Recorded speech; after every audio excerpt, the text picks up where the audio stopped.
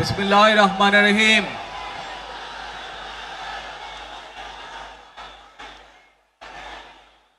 প্রিয় বাংলাদেশ, উপস্থিত প্রিয় মুরব্বীবর্গ, মঞ্চে উপস্থিত জাতীয় নেতৃবৃন্দ, আমার সামনে উপস্থিত প্রিয় ভাই ও বোনেরা এবং মিডিয়ার মাধ্যমে সমগ্র বাংলাদেশ থেকে যারা দেখছেন এই অনুষ্ঠান, প্রিয় ভাই বোনেরা, প্রিয় মা বোনেরা, আসসালামু আলাইকুম। প্রিয় ভাই বোনেরা, আজ প্রথমেই আমি রব্বুল আলামিনের দরবারে হাজারো লক্ষ কোটি শুকরিয়া জানাতে চাই। রব্বুল আলামিনের অশেষ রহমতে আজ আমি আমার প্রিয় মাতৃভূমিতে ফিরে আসতে পেরেছি আপনাদের দোয়ায়, আপনাদের মাঝে। প্রিয় ভাই বোনেরা, আমাদের এই প্রিয় মাতৃভূমি 1971 সালে লাখো শহীদের রক্তের বিনিময়ে অর্জিত হয়েছিল। ঠিক একইভাবে 75-এ আবার 7ই নভেম্বর আধিপত্যবাদীদের হাত থেকে রক্ষার জন্য সেদিন সিপাহী জনতার বিপ্লবের মাধ্যমে আধিপত্যবাদের হাত থেকে দেশকে রক্ষা করা হয়েছিল। একইভাবে পরবর্তীতে 90-এ স্বৈরাচারের বিরুদ্ধে এদেশের জনগণ, এদেশের খেটে খাওয়া মানুষ তাদের গণতান্ত্রিক অধিকারকে ছিনিয়ে এনেছিল। কিন্তু তারপরেও ষড়যন্ত্রকারীদের ষড়যন্ত্র থেমে থাকেনি। আমরা তারপর দেখেছি 2024 সালে, 71 সালে এই দেশের মানুষ যেমন স্বাধীনতা অর্জন করেছিল, 2024 সালে এদেশের ছাত্র জনতা সহ সর্বস্তরের মানুষ, কৃষক, শ্রমিক, গৃহবধূ, নারী, পুরুষ, মাদ্রাসার ছাত্র সহ দলমত নির্বিশেষে, শ্রেণী পেশা নির্বিশেষে সকল মানুষ সেদিন 2024 সালের 5ই আগস্ট এই দেশের স্বাধীনতা এবং সার্বভৌমত্বকে রক্ষা করেছিল। প্রিয় ভাই বোনেরা, আজ বাংলাদেশের মানুষ কথা বলার অধিকার ফিরে পেতে চায়, তারা তাদের গণতান্ত্রিক অধিকার ফিরে পেতে চায়।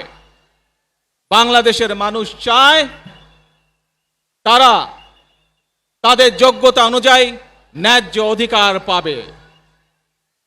প্রিয় ভাই বোনেরা, আজ আমাদের সময় এসেছে সকলে মিলে দেশ গড়ার।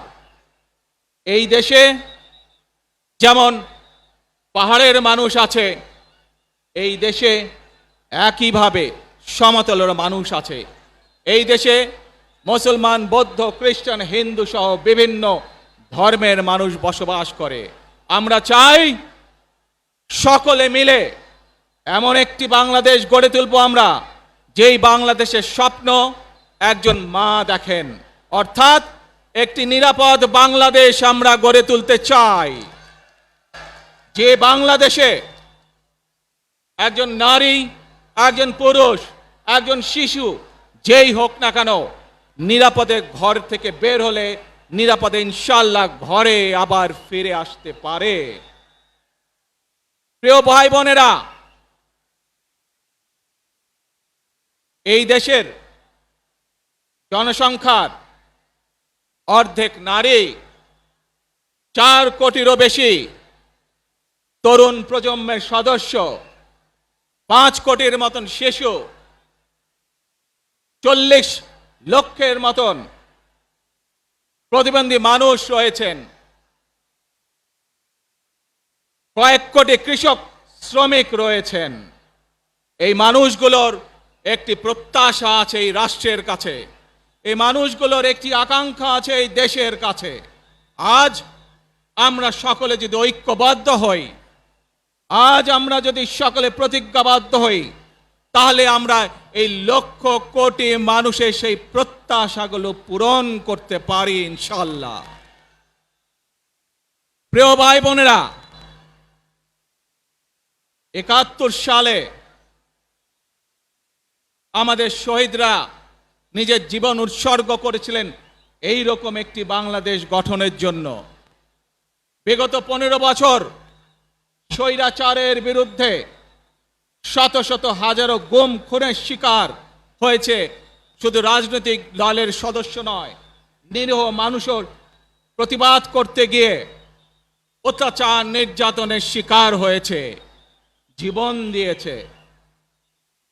2024 সাল মাত্র সেদিনের ঘটনা। কিভাবে আমরা দেখেছি আমাদের তরুণ প্রজন্মের সদস্যরা কিভাবে নিজের জীবন উৎসর্গ করেছে দেশের এই স্বাধীনতা এবং সার্বভৌমত্বকে রক্ষা করার জন্য। প্রিয় ভাই বোনেরা, কয়েকদিন আগে এই বাংলাদেশের 24 আন্দোলনের এক সাহসী প্রজন্মের এক সাহসী সদস্য ওসমান হাদিকে হত্যা করা হয়েছে। ওসমান হাদি শহীদ হয়েছে। প্রিয় ভাই বোনেরা, ওসমান হাদি চেয়েছিল এই দেশের মানুষের জন্য গণতন্ত্র প্রতিষ্ঠিত হোক, এই দেশের মানুষের গণতান্ত্রিক অধিকার প্রতিষ্ঠিত হোক, এই দেশের মানুষ তাদের গণতান্ত্রিক এবং অর্থনৈতিক অধিকার ফিরে পাক। আজ 24 আন্দোলনে যারা শহীদ হয়েছেন, ওসমান হাদি সহ 71 যারা শহীদ হয়েছেন, বিগত স্বৈরাচারের সময় বিভিন্নভাবে খুন গুমের শিকার হয়েছেন, এই মানুষগুলোর রক্তের ঋণ যদি শোধ করতে হয়, আসুন আমরা আমাদের সেই প্রত্যাশিত বাংলাদেশ গড়ে তুলব, যেখানে আমরা সকলে মিলে কাজ করব, যেখানে আমরা সকলে মিলে আমাদের প্রত্যাশিত বাংলাদেশকে গড়ে তুলব। প্রিয় ভাই বোনেরা, বিভিন্ন আধিপত্যবাদ শক্তির গুপ্তচরেরা বিভিন্নভাবে ষড়যন্ত্রে এখন লিপ্ত রয়েছে। আমাদেরকে ধৈর্যশীল হতে হবে, আমাদেরকে ধৈর্য ধারণ করতে হবে। বিশেষ করে তরুণ প্রজন্মের যে সদস্যরা আছেন, আপনারাই আগামী দিন দেশকে নেতৃত্ব দিবেন, দেশকে গড়ে তুলবেন। এই দায়িত্ব তরুণ প্রজন্মের সদস্যদেরকে আজ গ্রহণ করতে হবে, যাতে করে এই দেশকে আমরা সুন্দরভাবে গড়ে তুলতে পারি। শক্ত ভিত্তির উপরে গণতান্ত্রিক ভিত্তি, শক্তিশালী অর্থনৈতিক ভিত্তির উপরে যাতে এই দেশকে আমরা গড়ে তুলতে পারি। প্রিয় ভাই বোনেরা, আমার সাথে আজকে মঞ্চে এখানে বহু জাতীয় নেতৃবৃন্দ বসে আছেন। আসুন আজকে আমরা দুহাত তুলে আল্লাহর দরবারে দোয়া করি, আল্লাহর রহমত আমরা চাই। যে সকল জাতীয় নেতৃবৃন্দ এই মঞ্চে আছেন, মঞ্চের বাইরে যে সকল জাতীয় আরো নেতৃবৃন্দ আছেন, আমরা সকলে মিলে এই দেশকে নেতৃত্ব দিয়ে আমাদের বাংলাদেশের জনগণের প্রত্যাশিত সেই বাংলাদেশকে আমরা গড়ে তুলতে চাই। আমাদেরকে যে কোনো মূল্যে আমাদেরকে এই দেশের শান্তি শৃঙ্খলা রক্ষা করতে হবে। যে কোনো উস্কানির মুখে আমাদেরকে ধীর শান্ত থাকতে হবে। প্রিয় ভাই বোনেরা, আমরা দেশের শান্তি চাই, আমরা দেশের শান্তি চাই, আমরা দেশের শান্তি চাই। প্রিয় ভাই বোনেরা, মার্টিন লুথার কিং নাম শুনেছেন না আপনারা? নাম শুনেছেন তো আপনারা? মার্টিন লুথার কিং, তার একটি বিখ্যাত ডায়লগ আছে, আই হ্যাভ এ ড্রিম।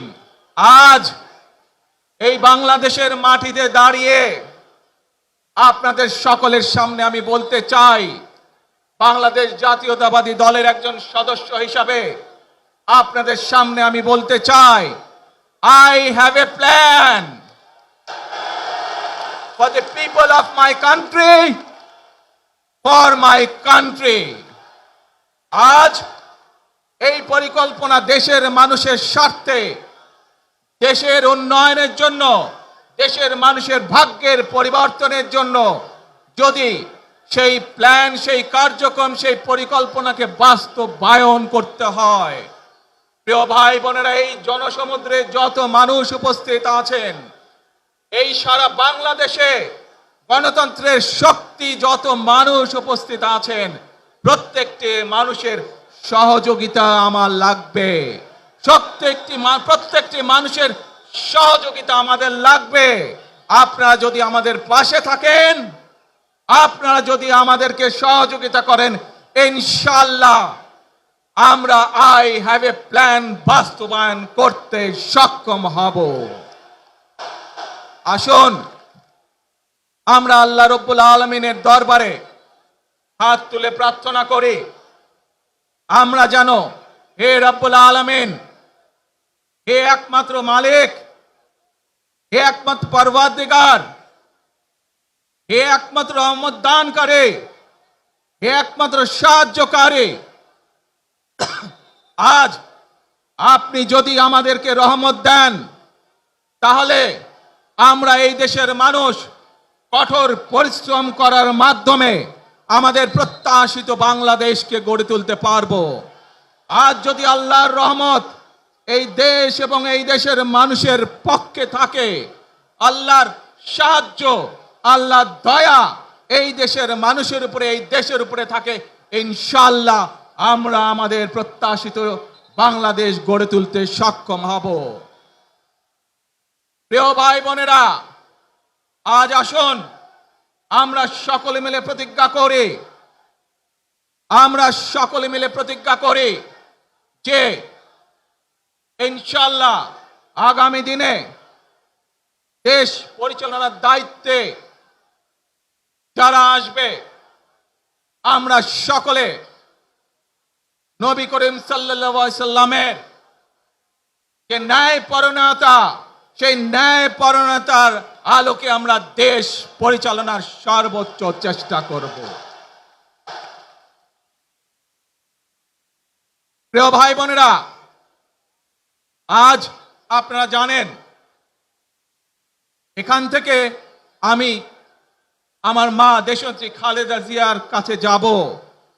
একটি মানুষ, যে মানুষটি এই দেশের মাটি, এই দেশের মানুষকে নিজের জীবনের থেকেও বেশি ভালোবেসেছেন, তার সাথে কি হয়েছে আপনারা প্রত্যেকটি মানুষ সে সম্পর্কে অবগত আছেন। সন্তান হিসাবে আপনাদের কাছে আমি চাইবো, আজ আল্লাহর দরবারে আপনারা দোয়া করবেন যাতে আল্লাহ ওনাকে তৌফিক দেন, উনি যাতে সুস্থ হতে পারেন। প্রিয় ভাই বোনরা, সন্তান হিসাবে আমার মন আমার মায়ের বিছানার পাশে পড়ে আছে সেই হাসপাতালের ঘরে, কিন্তু সেই মানুষটি যাদের জন্য জীবনকে উৎসর্গ করেছে, অর্থাৎ আপনারা এই মানুষগুলোকে, যাদের জন্য দেশনেত্রী খালেদা জিয়া জীবন উৎসর্গ করেছেন, নিজের জীবন, সেই মানুষগুলোকে আমি কোনোভাবেই ফেলে যেতে পারি না। এবং সেজন্যই আজ হাসপাতালে যাবার আগে আপনাদের প্রতি সহ টেলিভিশনগুলোর মাধ্যমে যারা সমগ্র বাংলাদেশে আমাকে দেখছেন, আপনাদের সকলের কাছে কৃতজ্ঞতা প্রকাশ করার জন্য আজ আমি এখানে দাঁড়িয়েছি আপনাদের সামনে। প্রিয় ভাই বোনেরা, আসুন আমাদেরকে আজকে নিশ্চিত করতে হবে, আমরা যে ধর্মের মানুষ হই, আমরা যে শ্রেণীর মানুষ হই, আমরা যে দলেরই রাজনৈতিক দলের সদস্য হই অথবা একজন নির্দলীয় ব্যক্তি হই, আমাদেরকে নিশ্চিত করতে হবে যে কোনো মূল্যে আমরা আমাদের এই দেশের শান্তি শৃঙ্খলাকে ধরে রাখতে হবে। যে কোনো মূল্যে যে কোনো বিশৃঙ্খলাকে পরিত্যাগ করতে হবে। যে কোনো মূল্যে আমাদেরকে নিশ্চিত করতে হবে যাতে মানুষ নিরাপদ থাকতে পারে। শিশু হোক, নারী হোক, পুরুষ হোক, যে কোনো বয়স, যে কোনো শ্রেণী, যে কোনো পেশা, যে কোনো ধর্মের মানুষ যেন নিরাপদ থাকে, এই হোক আমাদের চাওয়া আজকে। প্রিয় ভাই বোনেরা, আসুন প্রিয় ভাই বোনেরা, সবাই মিলে আজ আমরা প্রতিজ্ঞাবদ্ধ হই, সবাই মিলে করব কাজ। জোরে আরো, সবাই মিলে করব কাজ, কর্মমোদের বাংলাদেশ। ইনশাআল্লাহ আপনাদের সকলের কাছে দোয়া আছে, আবারও সকলকে যে কোনো মূল্যে দেশে শান্তি শৃঙ্খলা রক্ষার আহ্বান জানিয়ে যে কোনো বিশৃঙ্খলাকে পরিহার করে ধৈর্যের সাথে মোকাবেলা করার আহ্বান জানিয়ে আমার বক্তব্য শেষ করছি। আবারও আপনাদের কাছে কৃতজ্ঞতা প্রকাশ করছি আজকে আমাকে এইভাবে বরণ করে নেওয়ার জন্য। আল্লাহ হাফেজ। বাংলাদেশ জিন্দাবাদ, বাংলাদেশ জাতীয়তাবাদী দল জিন্দাবাদ। আসসালামু আলাইকুম।